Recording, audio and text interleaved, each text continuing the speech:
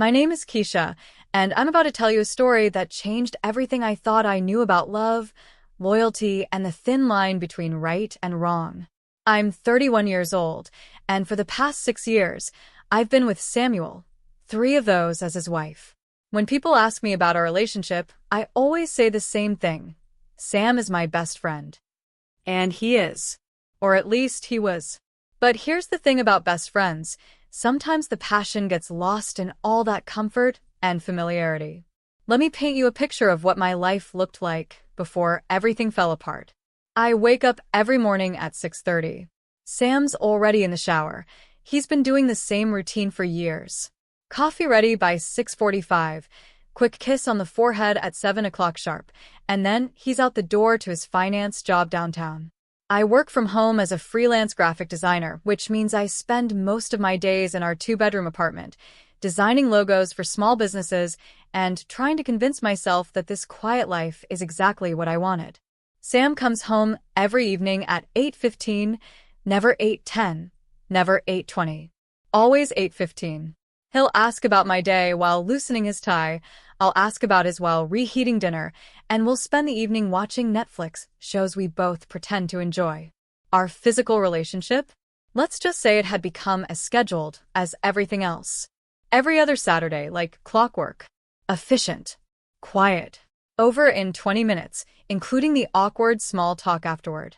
Don't get me wrong, I loved Sam. I still do. But somewhere along the way, I stopped feeling like his wife and started feeling like his roommate. A very committed, very loyal roommate. I used to be different, you know.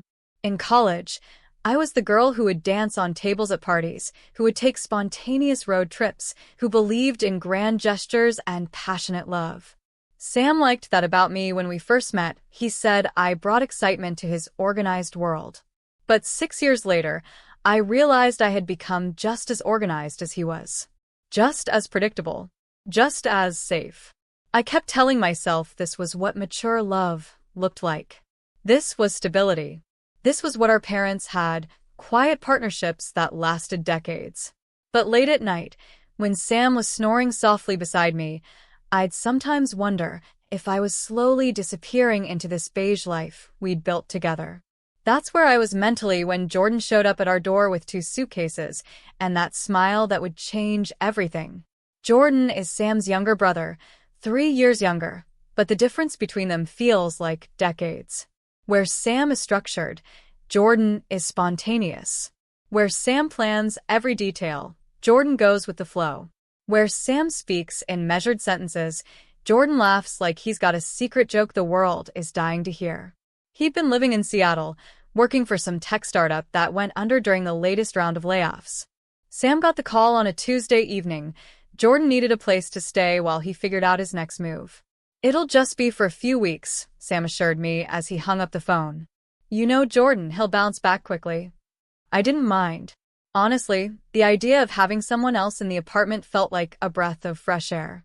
Maybe Jordan's presence would shake up our routine a little. He arrived on a Friday night, and I swear the energy in our apartment shifted the moment he walked through the door. Where Sam moved through our space with quiet efficiency, Jordan filled it with presence. "Keisha." He wrapped me in a hug that lasted just a beat too long, not inappropriately, just warmly. "You look amazing. Marriage is definitely agreeing with you." Sam rolled his eyes. "Don't start flirting with my wife the second you walk in the door, Jordan." "Not flirting," Jordan grinned, winking at me. "Just appreciating good aesthetics. It's an artistic thing. You wouldn't understand." That first weekend, I watched the brothers interact and marveled at how different they were. Sam would ask Jordan about his job search, his 5-year plan, his savings account. Jordan would deflect with jokes and change the subject to something lighter, a funny story from his flight, a weird documentary he'd watched, anything but the serious stuff Sam wanted to discuss. But here's what I noticed. Jordan paid attention to things Sam didn't. On Saturday morning, I made coffee and Jordan commented on the new vanilla creamer I'd bought. "That smells incredible, like a coffee shop." Sam had been drinking the same coffee for 2 weeks without mentioning the change.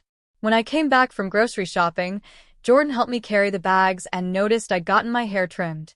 "Looks good. Really brings out your eyes." Sam hadn't mentioned the haircut I'd gotten 3 days earlier. Jordan would dance while doing dishes, turning our quiet kitchen into something that felt alive. He'd ask about my design work and actually listen to my answers, asking follow-up questions about color theory and client preferences. For the first time in months, I felt like someone was actually seeing me. But I wasn't reading anything into it. Jordan was just being Jordan, friendly, charming, attentive. The kind of person who makes everyone feel special. That's all it was. At least, that's what I told myself. The first real moment of awareness happened about 2 weeks into his stay. I was working in our home office, really just a corner of the living room with a desk, and Jordan was on the couch reading. Sam was at work, obviously. I'd been struggling with a particularly difficult logo design all morning, getting increasingly frustrated with every failed attempt. Jordan must have noticed my sighing and hair pulling because eventually he spoke up. "You know, from where I'm sitting, it looks like you're trying too hard." I turned around, confused. "What?" "Your design. You're overcomplicating it. Sometimes the best solutions are the simplest ones." He got up and walked over to my desk, leaning over my shoulder to look at my screen. I could smell his cologne, something woodsy and warm, completely different from Sam's subtle, expensive scent. "See this?" He pointed to one of my earlier, simpler versions. "This one has personality. The others look like you're trying to impress someone instead of just creating." He was right. And somehow, this man who worked in tech, not design, had identified exactly what I'd been doing wrong. "How did you?" I started. "I pay attention," he said simply. "Especially to things that matter." The way he said it, looking directly at me, made something flutter in my chest. It was such a simple statement, but it felt loaded with meaning. That night at dinner, I mentioned Jordan's design insight to Sam. "That's nice," Sam said, not looking up from his phone where he was checking work emails. Jordan always was good at the creative stuff. And that was it. No follow-up questions about my work, no curiosity about what I'd been struggling with, no acknowledgement that his brother had just solved a problem Sam didn't even know I'd been having. I started paying more attention after that. Not intentionally, it just happened. I noticed that Jordan would turn off his music when I had client calls, without me asking. Sam had never thought to do that. I noticed that Jordan would ask if I needed anything from the store when he went out. Sam made his own errands list, and assumed I'd speak up if I needed something. I noticed that Jordan remembered I didn't like action movies and would suggest romantic comedies or documentaries when we were choosing something to watch. Sam always defaulted to whatever he was in the mood for. Small things. Thoughtful things. The kind of attention I realized I'd been starving for without even knowing it. But I wasn't crossing any lines. I wasn't even thinking about crossing lines. Jordan was my brother-in-law, temporarily staying in our guest room. I was a happily married woman who was maybe just noticing things. That's all it was. Until the towel incident changed everything. It was a Saturday morning in early October. Sam had left at 7 a.m. for his monthly golf outing with his colleagues, something he'd been doing for years, every third Saturday of the month. It was one of the few times he deviated from his usual schedule, and I'd grown to love these mornings because they gave me a chance to sleep in and take my time getting ready for the day. I'd been looking forward to a long, hot shower and maybe doing a face mask, some self-care time that had become increasingly rare. Jordan had mentioned the night before that he might go for a run in the morning, so I assumed I'd have the apartment to myself. I took my time in the shower, using my expensive body wash that I usually saved for special occasions, shampooing my hair twice, just enjoying the luxury of not being rushed. When I got out, I wrapped myself in my favorite white bath towel, the fluffy one I'd gotten as a wedding gift but rarely used because I was always saving it for good. But that morning felt like a good morning to treat myself well. I was feeling relaxed, almost zen-like, as I opened the bathroom door. The apartment was quiet, sunlight streaming through our living room windows, and I was mentally planning a leisurely morning of coffee and maybe some reading. That's when I saw him. Jordan was standing by the kitchen sink, still in his running clothes, shorts and a tank top, hair damp with sweat, drinking orange juice straight from the bottle. Very un-Sam-like behavior that made me smile. "Oh," I gasped, clutching my towel tighter. "I thought you were out running." He turned, orange juice bottle still halfway to his lips, and his eyes widened slightly when he saw me. "Overslept," he said, his voice a little rougher than usual. Maybe from the run, or maybe from something else. I laughed nervously and turned to head back to the bedroom. That's when disaster struck. The towel, which I thought was securely tucked, came loose. Maybe it was because I'd wrapped it too quickly, or maybe the fabric was still damp, or maybe the universe just decided that this was the moment my carefully controlled life needed to implode. It fell. All of it, to the floor. For a moment, I stood there completely frozen, completely exposed, my brain unable to process what had just happened.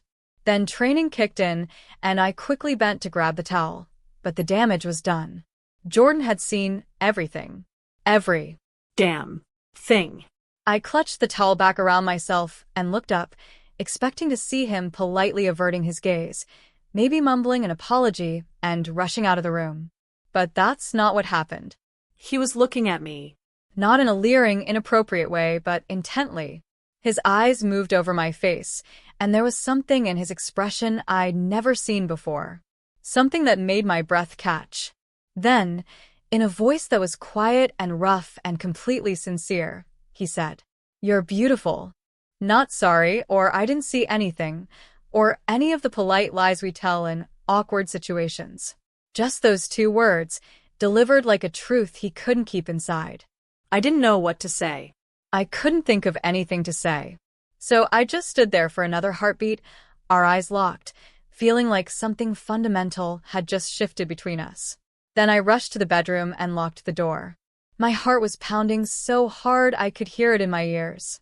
My face was burning with embarrassment, but underneath that was something else, something I hadn't felt in so long I'd almost forgotten what it was like.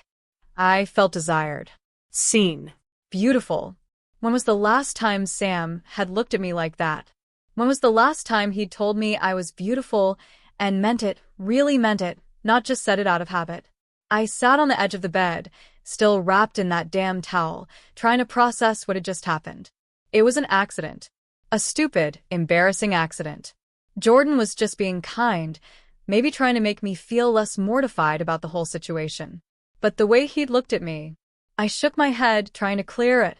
This was ridiculous. I was a married woman having inappropriate thoughts about my husband's brother because of a 30-second interaction. I needed to put this out of my mind and pretend it never happened. But as I got dressed, choosing my clothes more carefully than usual, I couldn't stop thinking about those two words. You're beautiful. When I finally emerged from the bedroom, Jordan was gone. A note on the kitchen counter said he'd gone to meet a friend for lunch and would be back later.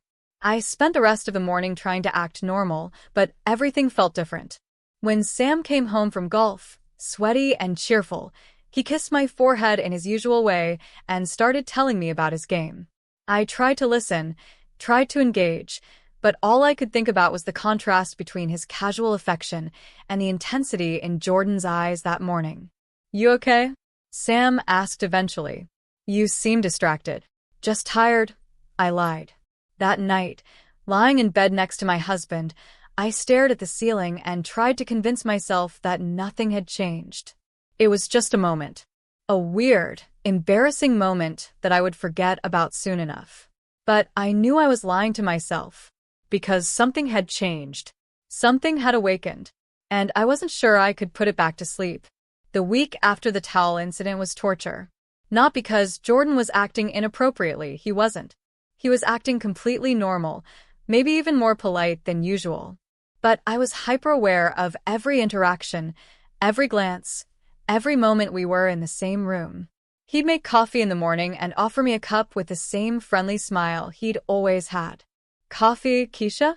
Such a simple question, but now I found myself analyzing his tone, his expression, wondering if there was hidden meaning in the way he said my name. When we'd pass in the hallway, I'd catch myself holding my breath, hyper-aware of the space between us, remembering how it felt to be seen by him in that moment of vulnerability. Sam, meanwhile, was completely oblivious. His routine continued unchanged: work, home, dinner, TV, bed. He'd make small talk about his day, ask surface-level questions about mine, give me his habitual forehead kiss before falling asleep. But now, instead of finding comfort in that predictability, I found myself frustrated by it. Why didn't he notice that I was wearing perfume more often? Why didn't he comment when I put extra effort into my appearance? Why didn't he seem curious about what was going on in my inner world? Jordan noticed things. Like when I started making more elaborate breakfasts and he'd say, "This smells incredible. You're spoiling us." Or when I wore a dress instead of my usual jeans and t-shirt, and he'd give me a warm smile and say, "Looking lovely today, Keisha." Nothing inappropriate. Nothing that crossed lines. Just attention. The kind of attention I realized I'd been craving. About 10 days after the incident, Jordan started doing small favors around the apartment. It began with the squeaky bedroom door that had been annoying me for months. "I can fix that for you," he offered one morning when he heard me struggling with it. "Oh, you don't have to," I started. "It's no trouble. I like fixing things." 20 minutes later, the door opened and closed silently. Sam had been saying he'd fix it eventually for the past 6 months. Then it was the clogged bathroom drain that Sam kept forgetting to deal with. Jordan fixed it without being asked, mentioning it casually at dinner. "That drain in the hall bathroom is running much better now," he said. Sam looked up from his phone. "What drain?" "The one that's been backing up for weeks," I said. "Jordan fixed it." Oh, "Thanks, man." and that was it. Back to his phone. But Jordan caught my eye across the table and gave me a small smile that somehow communicated, "I see the things that need attention." The grocery incident happened on a Thursday. I'd been struggling with heavy bags from the car when Jordan appeared at my side. "Let me help with those," he said, taking the heaviest bags from my hands. His fingers brushed mine during the transfer, and I swear I felt a spark of electricity. "You don't have to." "I want to," he said simply. We walked up to the apartment together, and he helped me unpack everything, asking questions about my meal planning and complimenting my choices. "You always pick the good stuff. Sam's lucky to have someone who takes such good care of him." The comment should have made me feel good about my role as a wife. Instead, it made me wonder when Sam had last acknowledged that I took care of him, or thanked me for it. That evening, I mentioned Jordan's help to Sam. "That's nice of him," Sam said, not looking up from his laptop where he was reviewing work documents. "The bags were really heavy," I added, trying to get some kind of reaction. I stared at him for a moment, frustrated by his lack of engagement. "I saw a car accident on the way home.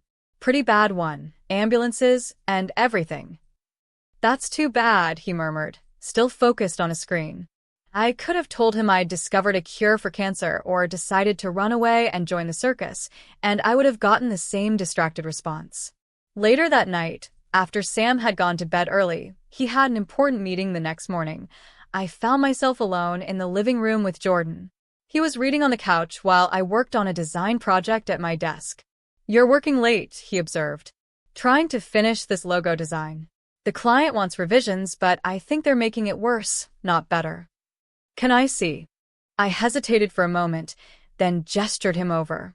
He came and stood behind my chair, looking at my screen. I was acutely aware of his presence, the warmth radiating from his body, the way he smelled like cedar and something distinctly masculine. "Show me the original version," he said. I pulled up the first design I'd created. Clean, simple, elegant. "Now show me what they want." I clicked through the revisions, more colors, more text, more elements that cluttered the design. "They're making it worse," he said definitively. "The original has personality. This new version looks like every other generic logo out there." "I know, but they're the client. Sometimes you have to guide clients toward what's actually good for them, instead of just giving them what they think they want." He reached past me to point at something on the screen, and his arm brushed my shoulder. The contact was brief, innocent, but it sent a shiver through me that I hoped he didn't notice. "You have incredible instincts, Keisha. Trust them." The way he said my name, with that quiet confidence in my abilities, made my heart skip. "Sam thinks I should just give them whatever they want," I admitted. "Keep the client happy, get paid, move on." Jordan was quiet for a moment. Then he said, Sam thinks about a lot of things differently than I do. There was something in his tone that made me turn to look at him.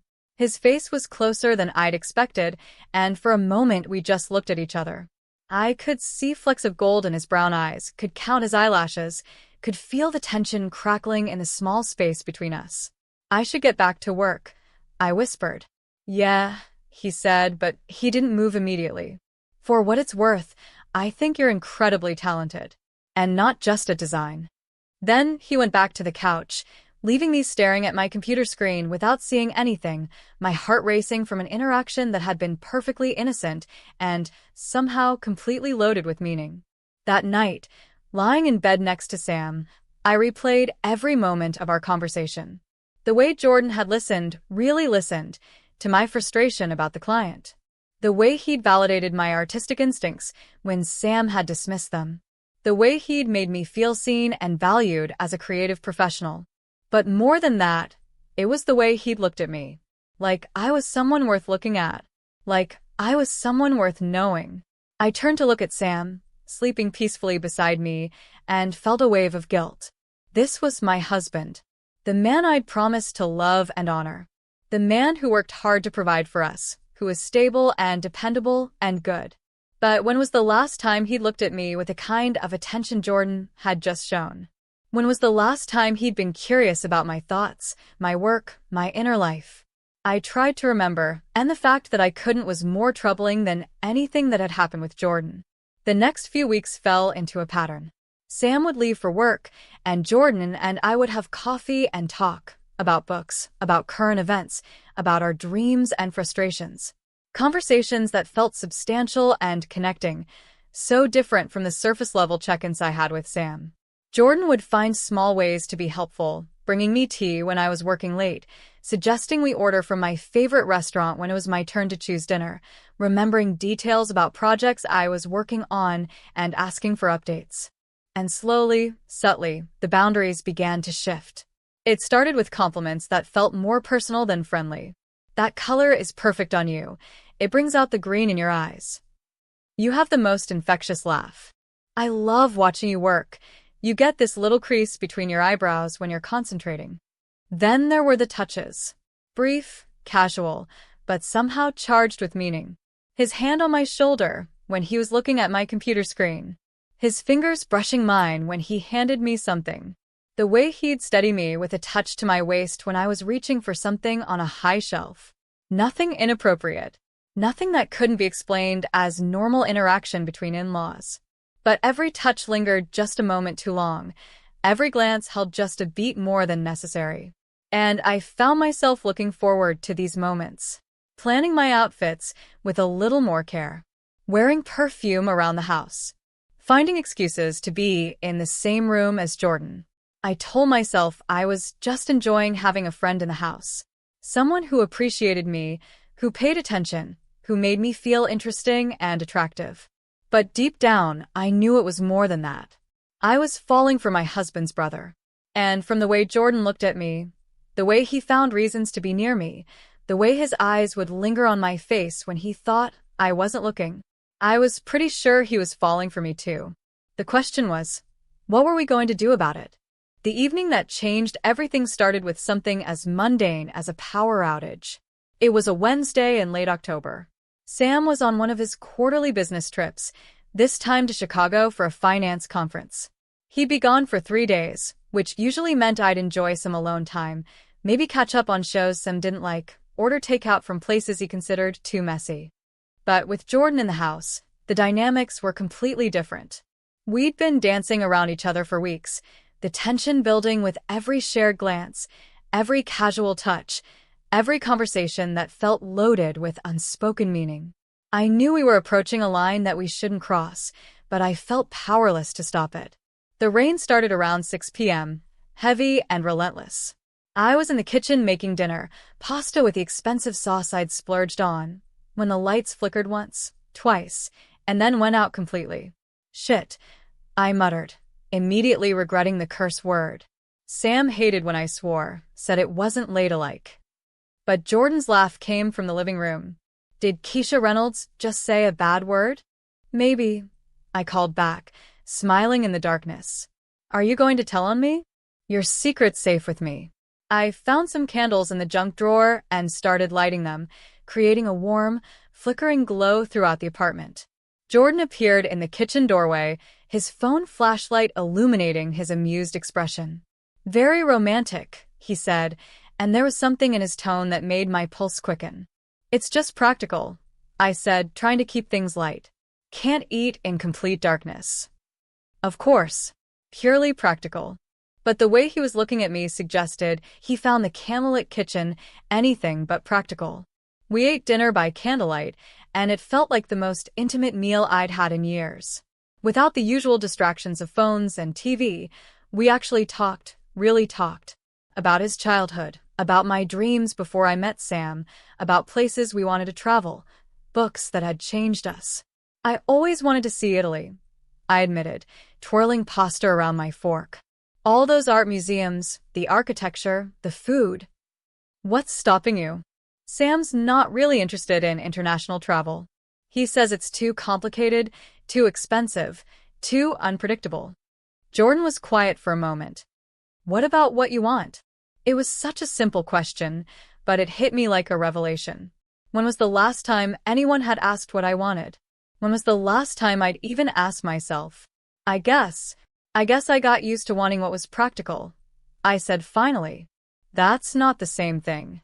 After dinner, we moved to the living room, bringing a bottle of red wine and more candles. I'd changed into comfortable clothes, yoga pants and a soft sweater, and curled up on one end of the couch. Jordan sat on the other end, but somehow the space between us felt charged with electricity. The wine made me relaxed, made the conversation flow even more freely. Jordan told me about his college years, about the startup that failed, about his dreams of maybe starting his own company someday. Sam thinks I'm irresponsible, he said, swirling wine in his glass. Says I should get a real job with benefits and a pension plan. What do you think? I think there are different ways to live. Sam's way works for him. Stability, predictability, long-term planning. But that's not the only way to build a life. I thought about my own life, how safe and predictable it had become.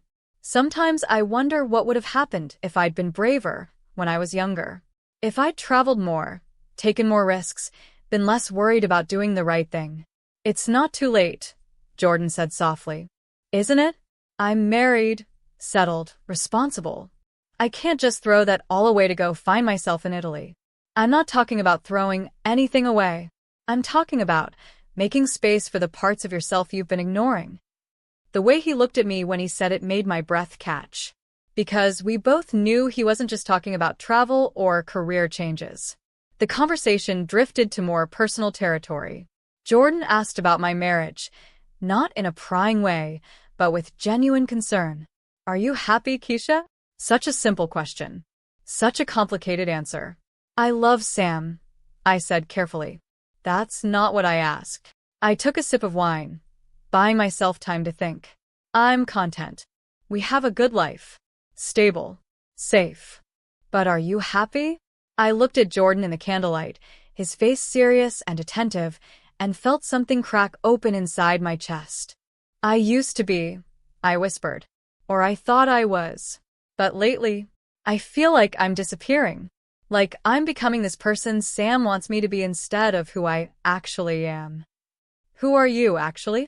It was such a fundamental question, and I realized I'd lost track of the answer somewhere along the way. I don't know anymore, I admitted. I used to be spontaneous, adventurous. I used to laugh more, dream more. I used to feel alive.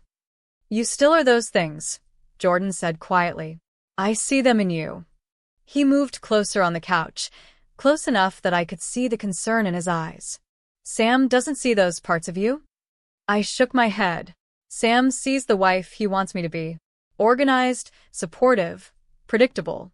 And I've been trying so hard to be that person that I forgot who I was before. We were sitting very close now, the wine and the candlelight and the intimacy of the conversation creating a bubble that felt separate from the real world. Keisha, Jordan said, and the way he said my name made me look up into his eyes. You're incredible. You're brilliant and creative and funny and beautiful, and any man who doesn't see all of that is a fool."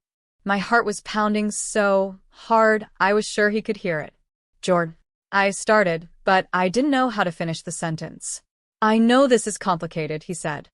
"I know we shouldn't be having this conversation. But I can't stop thinking about you. About the way you laugh when you think no one's listening.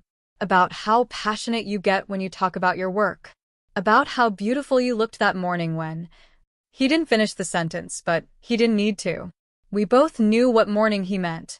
"I can't stop thinking about you either," I whispered, the admission falling out of me before I could stop it. We looked at each other in the flickering candlelight, the weight of our mutual confession hanging between us. "What are we doing?" I asked. "I don't know," he said honestly. "But I know that I've never felt this way about anyone before. And I know that watching you with Sam, seeing how he takes you for granted, it kills me." He reached out and touched my face, his thumb tracing along my cheekbone. "You deserve to be cherished, Keisha. You deserve to be seen and appreciated and loved for exactly who you are." I leaned into his touch, my eyes closing at the gentleness of it. "This is wrong," I whispered. "I know.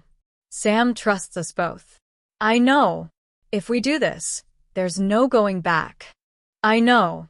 I opened my eyes and looked at him, this man who had awakened something in me that I thought was dead. This man who saw me in a way that my own husband didn't. This man who was about to destroy everything I thought I knew about myself. "Keisha," he said softly, leaning closer. "Tell me to stop. Tell me to go to my room and pretend this conversation never happened. Tell me you don't feel what I feel, and I'll never mention it again." I looked into his eyes, and I knew that this was the moment. The choice that would define everything that came next. I could be the good wife. I could choose loyalty and propriety and the safe, predictable life I'd built. Or I could choose to be seen. To be wanted. To be alive. "I can't tell you that," I whispered. And then he kissed me. It was soft at first, tentative, giving me a chance to pull away. But I didn't pull away. Instead, I kissed him back, pouring weeks of pent-up longing into the connection between us. The kiss deepened, became more urgent. His hands tangled in my hair, mine clutched at his shirt, pulling him closer. It was everything I'd been missing, everything I'd been craving without even knowing it. When we finally broke apart, we were both breathing hard. "God, Keisha," Jordan murmured against my forehead. "I've wanted to do that for so long." "Me too," I admitted. We sat there for a moment, foreheads touching, both of us trying to process what had just happened. "What now?" I asked. "I don't know," he said honestly. "But I know I don't want this to be the only time." I knew I should feel guilty. I knew I should be thinking about Sam, about our vows, about the betrayal I'd just committed. But all I could think about was how alive I felt in that moment. How seen and desired and cherished. How much I wanted it to happen again. "Jordan," I started, but was interrupted by a sound that made my blood run cold. Keys in the front door. We sprang apart, Jordan moving to the far end of the couch while I tried to compose myself, smoothing my hair and hoping my lips weren't as swollen as they felt. The door opened, and Sam walked in, dripping wet from the rain. "Power's out everywhere," he announced, shaking water off his jacket. "Flight got canceled, so I came home early. You guys okay?" "Fine," I managed, my voice hopefully steadier than I felt. "Just waiting for the lights to come back on." Sam looked at the candles, at me and Jordan sitting on opposite ends of the couch, at the wine glasses on the coffee table. "Cozy," he commented, but there was no suspicion in his voice. Why would there be? He trusted us both completely. The guilt hit me then, sharp and overwhelming. This was my husband, the man who loved me, who had just cut his business trip short because he was worried about me in the storm. "I'm glad you're home," I said and meant it, even though part of me was disappointed that the moment with Jordan had been interrupted. "Let me get out of these wet clothes," Sam said, kissing my forehead in his usual way. "Then we can ride out the storm together." As he headed to the bedroom, Jordan caught my eye across the room. The look we shared was loaded with everything we couldn't say: desire, guilt, confusion, and the knowledge that we'd just crossed a line we could never uncross. "I should probably head to bed too," Jordan said quietly. "Long day tomorrow."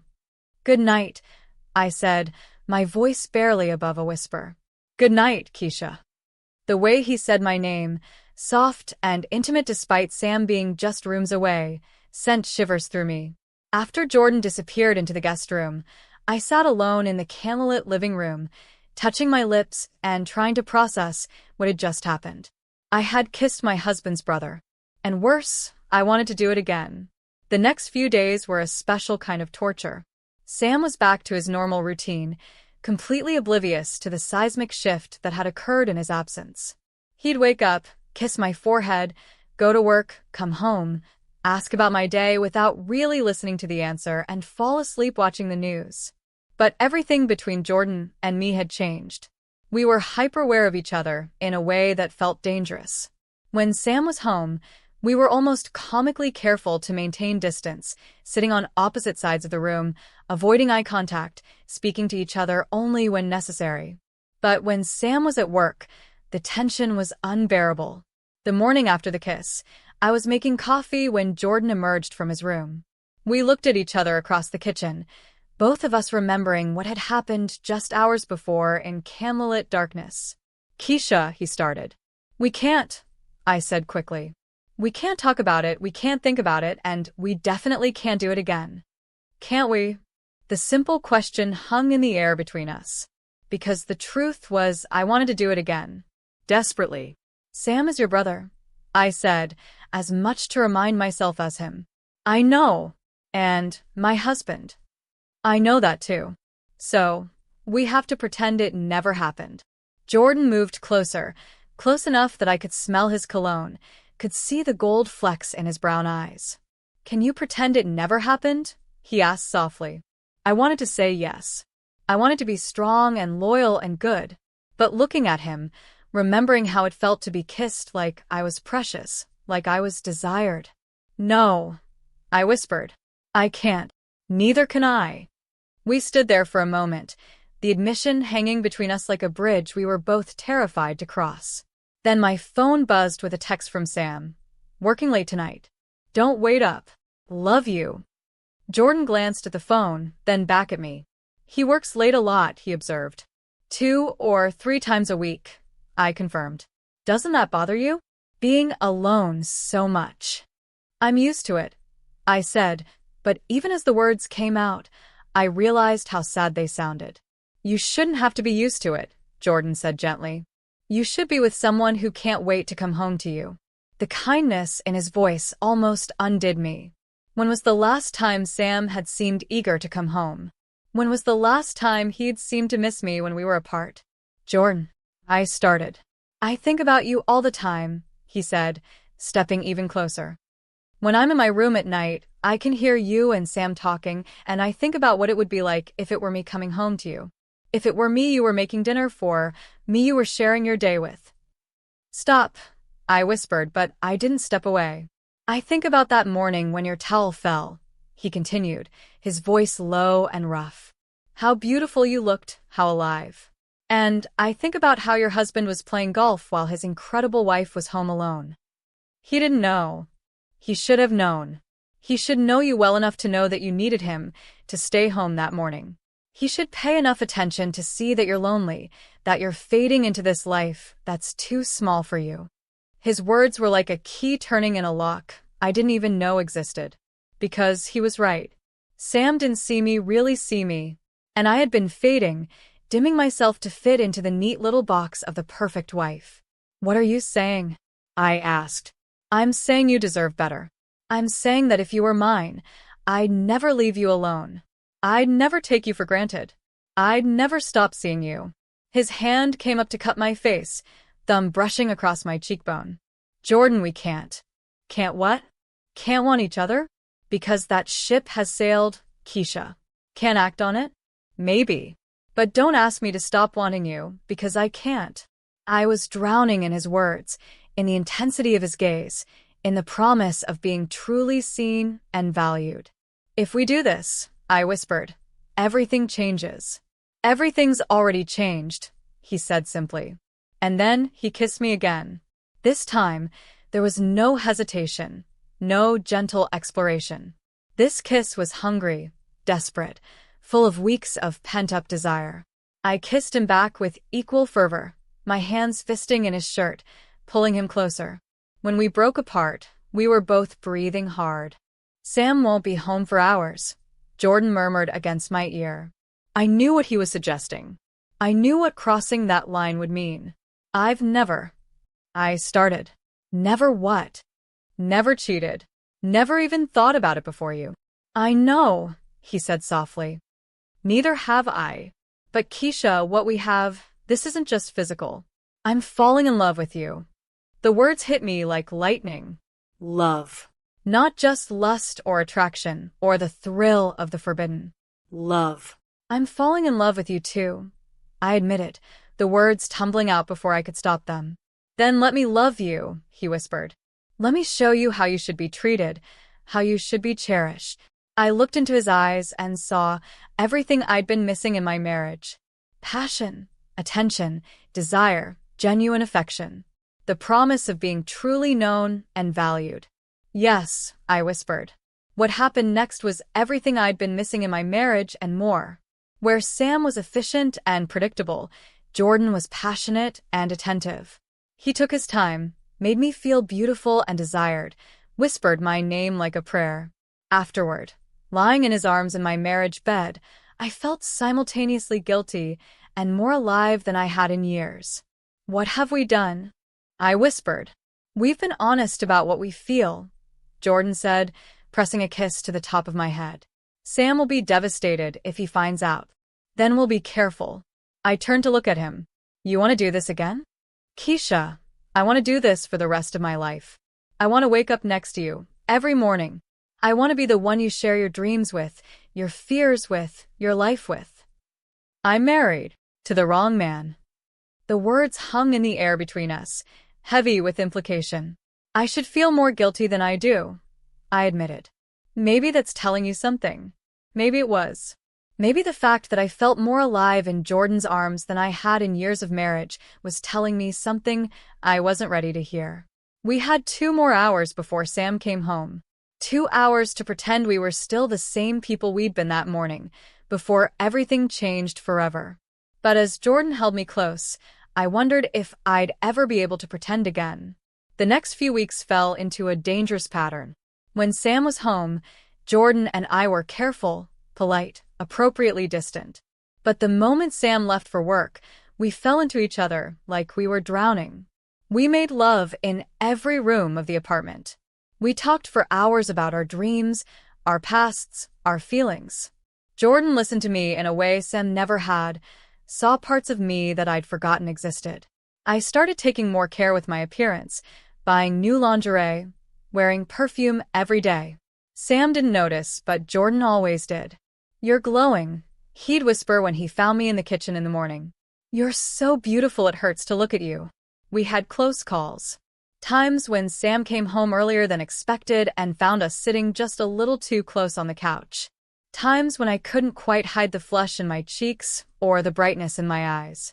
But Sam never suspected. Why would he? He trusted us both completely. The guilt was constant but manageable, overwhelmed by the joy of feeling truly alive for the first time in years. Jordan made me laugh, made me think, made me feel like the best version of myself. Leave him, Jordan whispered one afternoon as we lay tangled in my marriage bed. We could be so happy together, Keisha. We could travel to Italy, build the life you actually want instead of the one you settled for. It's not that simple, I protested, even though part of me wanted nothing more than to run away with him. Why not? Because marriage is a commitment. Because I made vows. Because Sam doesn't deserve this. What about what you deserve? Jordan asked, propping himself up on his elbow to look at me. Don't you deserve to be happy? Don't you deserve to be with someone who sees you, who appreciates you, who can't imagine life without you? I love Sam, I said weakly. But you're not in love with him. Not like this. He gestured between us. This is what love should feel like, Keisha. Alive and passionate and all-consuming. He was right, and we both knew it. What I felt for Jordan was nothing like the comfortable affection I had for Sam. This was fire, where that had been embers. But leaving my husband for his brother, the scandal, the hurt we'd cause, the way it would destroy the family. I need time to think, I said. Take all the time you need, Jordan said, kissing me softly.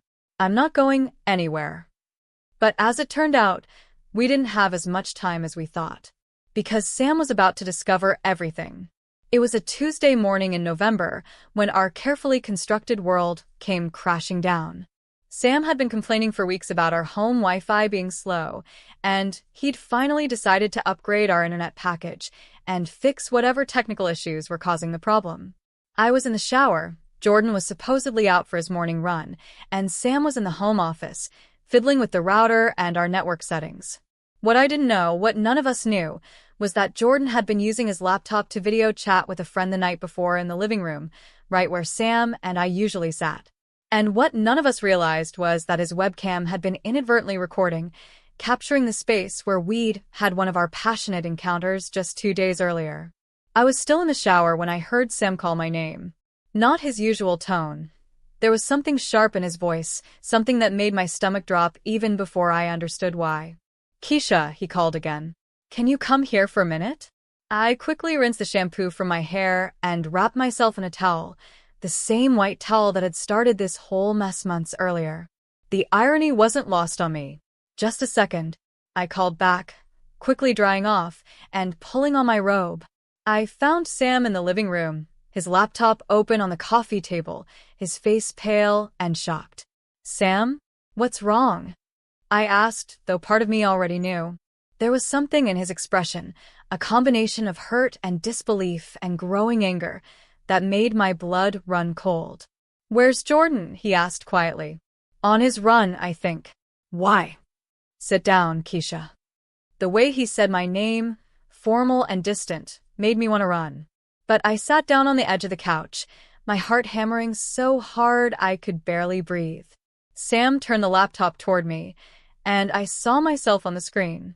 Jordan and me, on this very couch, in an unmistakably intimate embrace. The video was grainy and the lighting was dim, but there was no mistaking what we were doing. The blood drained from my face. Sam. How long? He asked, his voice eerily calm. Sam, I can explain. How long, Keisha? I looked at my husband, really looked at him, and saw the devastation in his eyes. This was the man I'd promised to love and honor. The man who trusted me completely. The man whose world I'd just destroyed. A few weeks, I whispered. A few weeks. He repeated it like he was trying to make sense of the words. My brother has been sleeping with my wife for a few weeks. It's not. It wasn't just about sex, I said, though I knew that probably made it worse, not better. Oh, it's not. His calm facade was starting to crack. What is it about then, Keisha? Love. The way he said the word, with such bitter sarcasm, made me flinch. Sam, please. Is it love? He asked again, his voice rising. I could lie. I could tell him it was just physical, just a moment of weakness that meant nothing. It would hurt him, but maybe not as much as the truth. But looking at him, seeing the pain in his eyes, I couldn't bring myself to lie anymore. Yes, I whispered. The admission hung in the air between us like a death sentence. Sam stared at me for a long moment, then closed the laptop with a sharp click. My brother, he said finally. My little brother, who I invited into our home. Who I trusted. Who I've supported his entire life. Sam, I'm so sorry. And you. He turned to look at me, and the hurt in his eyes was almost unbearable. 6 years, Keisha. 6 years we've been together. 3 years married. And you threw it all away for what? For him. It wasn't supposed to happen, I said desperately. We didn't plan it. We didn't want to hurt you. But you did it anyway. There was no defense for that. Yes. Where is he? Sam asked, standing up abruptly. Where's my brother? As if summoned by the question, we heard the front door open. Jordan's voice called out cheerfully. Anyone want coffee? I stopped by that place you like, Keisha. He appeared in the living room doorway, carrying a coffee tray, and stopped short when he saw us. His eyes took in Sam's rigid posture, my tear-stained face, the closed laptop on the table. "Shit," he said quietly. "Yeah, shit," Sam agreed, his voice dangerously low. "Want to explain why there's a video of you fucking my wife on my coffee table?" Jordan set the coffee tray down carefully, like he was buying time to think. "Sam." 6 months, Sam continued, his voice getting louder. 6 months I let you stay in my home. 6 months I supported you, helped you, treated you like family. And this is how you repay me. "It wasn't supposed to happen like this," Jordan said. "How was it supposed to happen? You were supposed to seduce my wife quietly, discreetly?" "I was supposed to stay away from her," Jordan admitted.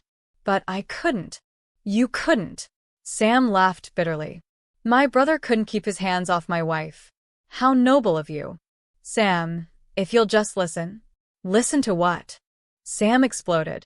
"Listen to how you've been lying to me for weeks? Listen to how you've been sleeping in my guest room and then sneaking into my marriage bed? Listen to how you and Keisha have been playing house while I was working to support all of us." The pain in his voice was raw and devastating.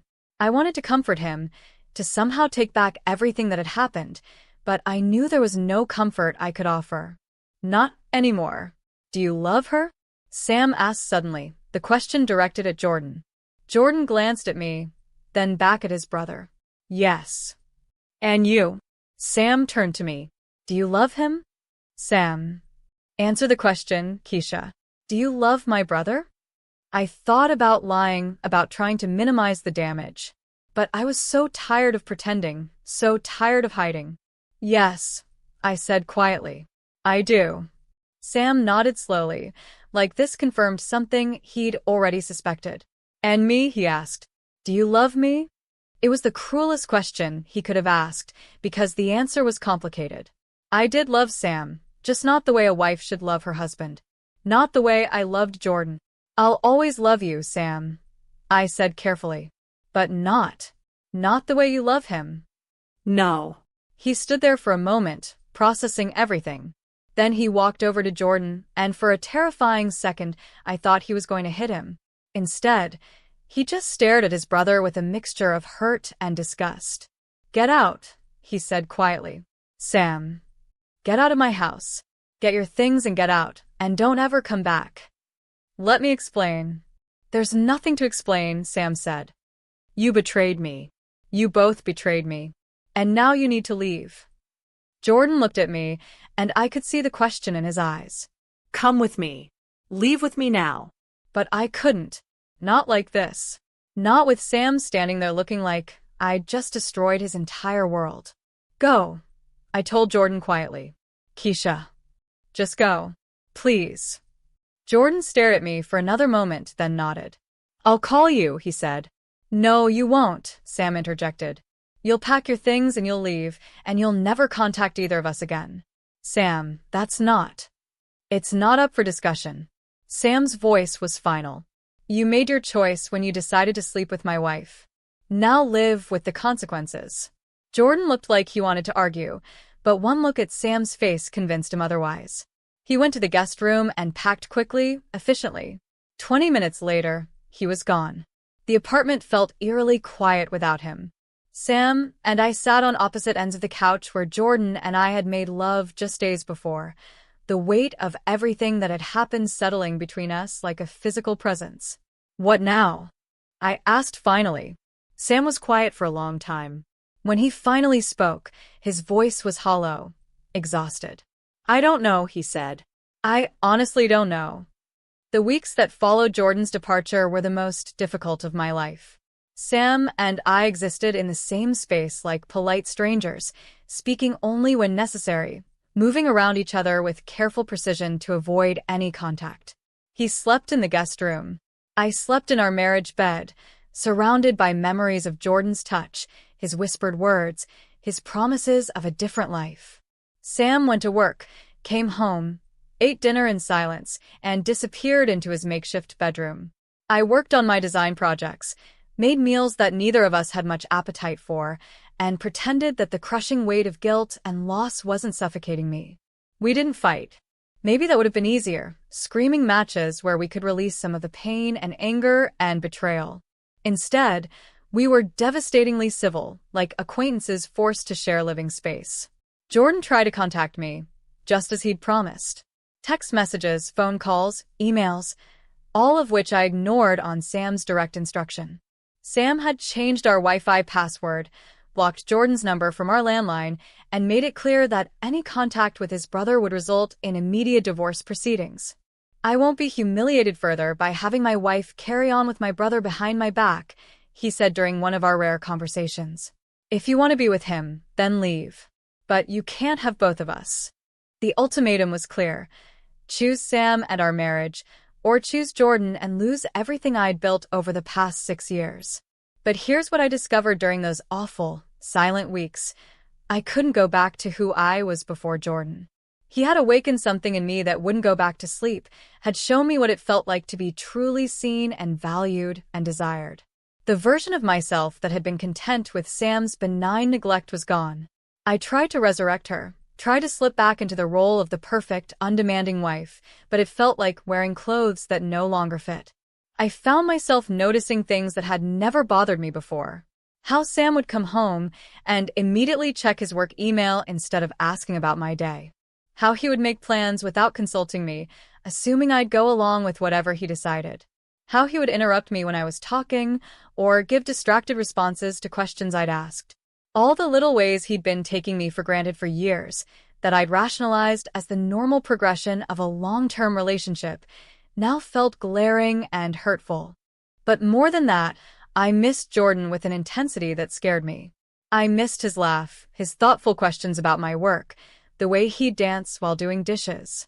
I missed feeling beautiful and desired and interesting. I missed being in love. 3 weeks after Jordan left, Sam finally asked the question I'd been dreading. Do you want to try to save this marriage? We were sitting at the kitchen table, picking at another silent dinner. The question hung between us like a bridge neither of us was sure we wanted to cross. Do you? I asked. I asked first. I looked at my husband, really looked at him. He'd lost weight in the past few weeks, had dark circles under his eyes, seemed older somehow. I'd done this to him. My choices, my betrayal, had caused this pain. I don't know if we can go back to what we were, I said honestly. What we were wasn't so bad, Sam said quietly. We were happy. Were we? Or were we just comfortable? Sam frowned. What's wrong with comfortable? What's wrong with stable and predictable and safe? Nothing, I said. Those are good things. But they're not the only things. What else is there, Keisha? Passion? Drama? The kind of love that makes you throw away 6 years for a few weeks of excitement. His words stung because they contained enough truth to hurt. It wasn't just excitement, I said. It was feeling seen, feeling valued, feeling like someone was interested in who I actually am instead of just the role I play in their life. I see you. Do you? When was the last time you asked me about my dreams, my fears, my thoughts about anything deeper than what to have for dinner? Sam was quiet for a moment. I thought you were happy with our life. I thought I was too. But Jordan showed me what I was missing. Jordan, Sam said bitterly. It always comes back to him, doesn't it? Sam. Do you want to be with him, Keisha? Because if you do, just say so. Don't drag this out and make it worse for both of us. I looked at my husband, this good man who didn't deserve what I'd done to him, and faced the hardest truth of my life. Yes, I whispered. I do want to be with him. Sam nodded slowly, like he'd been expecting this answer, but hoping he was wrong. Then there's nothing left to discuss, he said. The divorce proceedings were surprisingly amicable, all things considered. Sam wanted it done quickly and quietly, with as little drama as possible.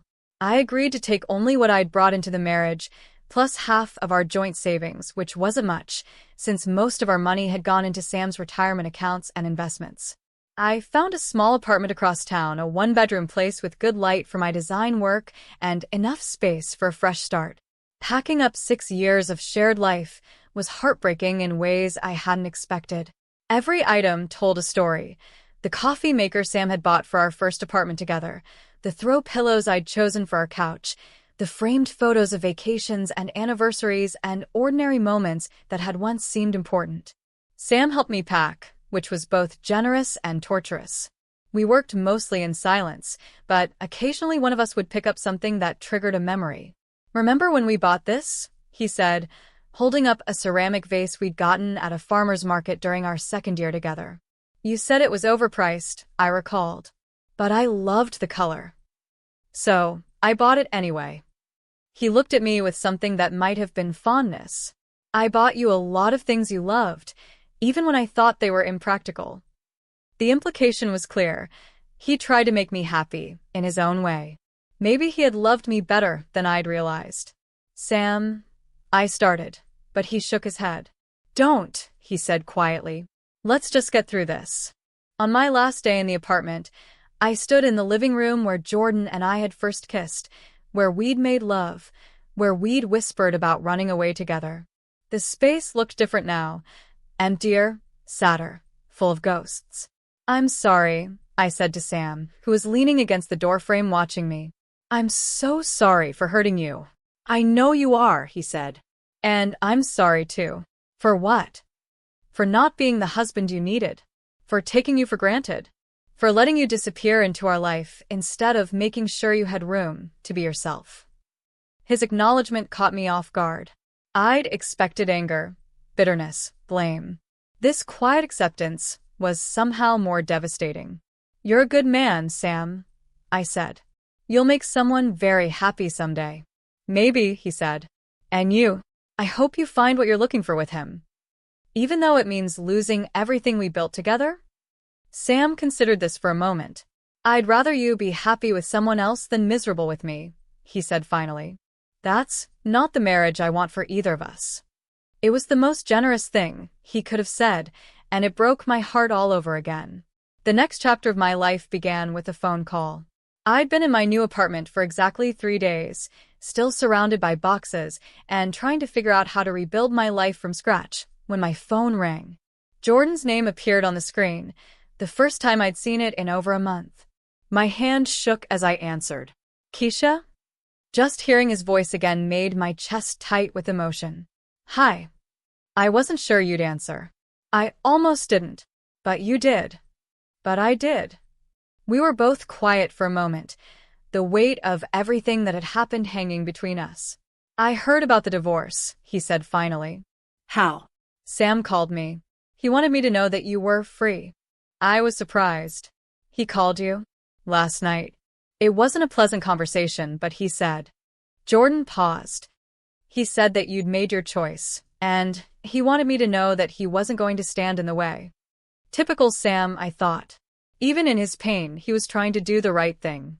"Where are you?" I asked. "Portland." "I took a job with a startup up here." "Portland?" 1,000 miles away from the mess we'd made in Chicago. "Do you like it?" "It's good work." "Good people." "But Keisha."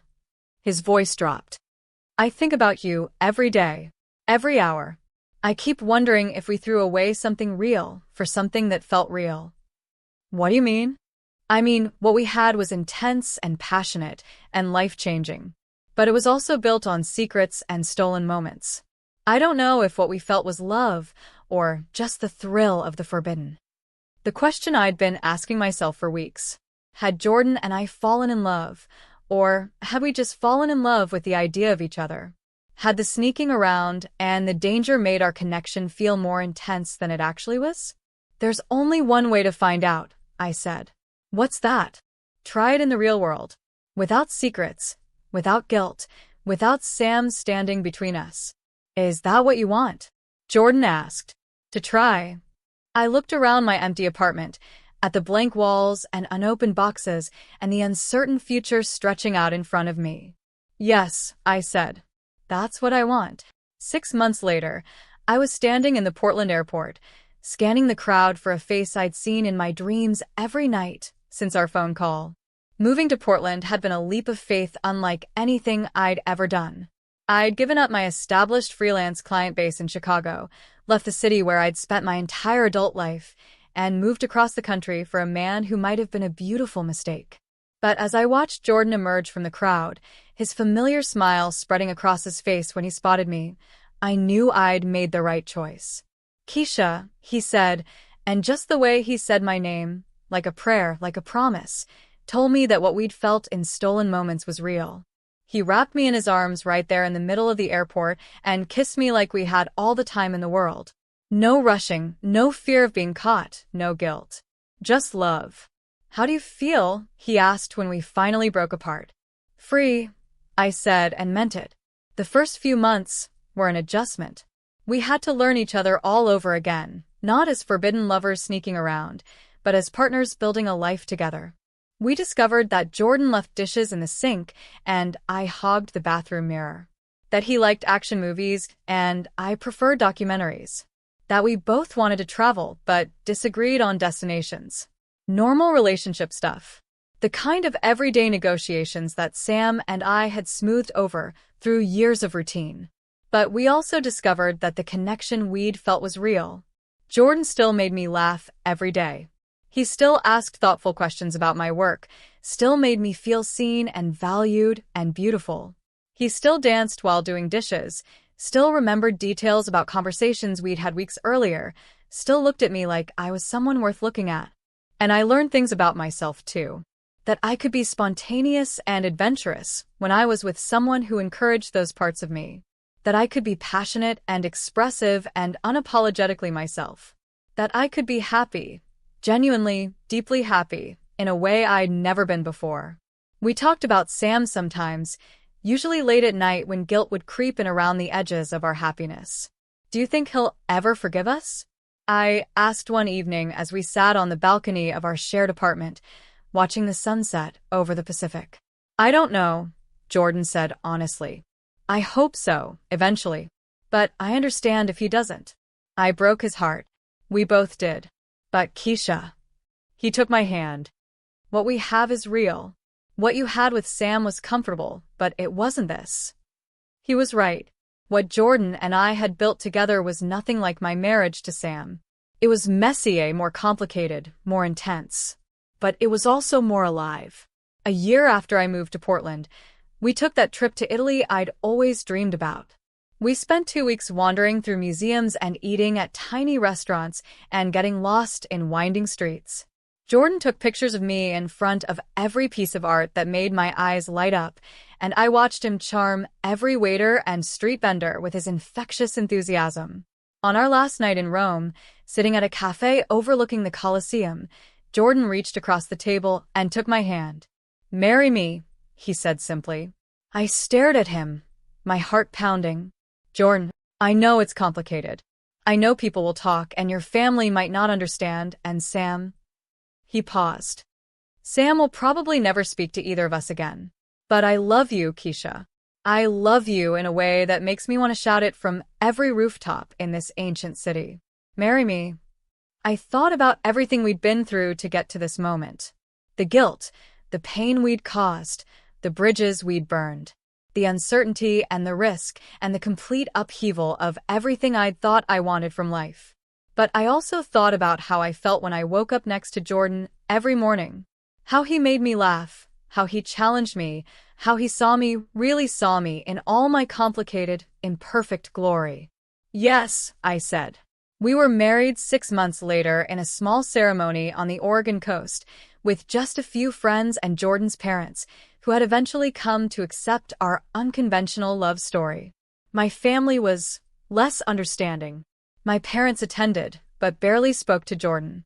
My sister gave a polite but strained toast about following your heart, even when it leads you down unexpected paths. Sam wasn't there, obviously. Jordan had reached out one last time, sending him a wedding invitation with a note that simply said, "I know you probably won't come, but I wanted you to know that I'm happy. I hope someday you can find it in your heart to forgive us both. You deserved better than what we gave you, but I can't regret finding the love of my life. Jordan." Sam never responded to the invitation. But 2 days before our wedding, a package arrived at our apartment with no return address. Inside was the ceramic vase I'd left behind when I moved out, the one Sam and I had bought at the farmer's market, the one he'd said was overpriced but bought anyway because I loved the color. There was no note, but the message was clear. Despite everything, despite the pain we'd caused him, Sam wanted me to have something that had once made me happy. I cried when I opened that package, overwhelmed by his unexpected grace. "He's a good man," Jordan said quietly, holding me as I wept. "I know," I whispered. "That's what makes this so hard." But on our wedding day, standing on a cliff overlooking the Pacific Ocean with Jordan's hands in mine and love shining in his eyes, the guilt faded into the background. Not gone, it would never be completely gone, but manageable. Survivable. We'd hurt someone we both cared about to find each other. That would always be part of our story. But what we'd built together, what we'd discovered in each other, was worth protecting. I'm sitting in our home office, the spare bedroom of the house we bought last year, working on a logo design for a local winery. Through the window, I can see Jordan in our garden, arguing with a stubborn tomato plant and losing spectacularly. We're different people than we were when this all started. Marriage has changed us, the way it changes everyone. We've had our fights, our disagreements, our moments of doubt. There have been times when the passion cooled to simmer, and I wondered if we'd made a terrible mistake. But then Jordan will catch me watching him from the window and break into that smile that still makes my heart skip. Or he'll bring me tea while I'm working and ask genuine questions about color theory and client psychology. Or he'll take my hand while we're watching a movie and trace patterns on my palm just because he likes touching me. And I remember why I upended my entire life for this man. Last month, I got an unexpected email. From Sam.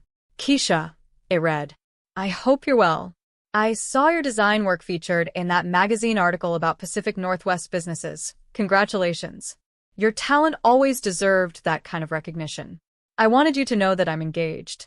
Her name is Rebecca, and she's wonderful. Patient with my routines, interested in my work, content with the quiet life I can offer. We're very happy together. I thought you should know that I've moved on, and I hope you can stop feeling guilty about your choices. We all ended up where we needed to be. Give my regards to Jordan." Sam. I read that email 3 times, crying harder each time. Not from regret or longing for what we'd had, but from relief. Sam had found someone who appreciated his steadiness, his reliability, his quiet devotion. Someone who didn't need grand gestures or passionate declarations to feel loved. Someone who was a better match for him than I had ever been. I showed the email to Jordan, who read it silently and then pulled me into his arms. "How do you feel?" he asked, the same question he'd asked me that first day at the Portland airport. "Grateful," I said. And I meant it, because here's what I've learned about love in the past few years. There isn't just one right way to do it. Sam's love was steady and dependable and secure. Jordan's love is passionate and attentive and alive.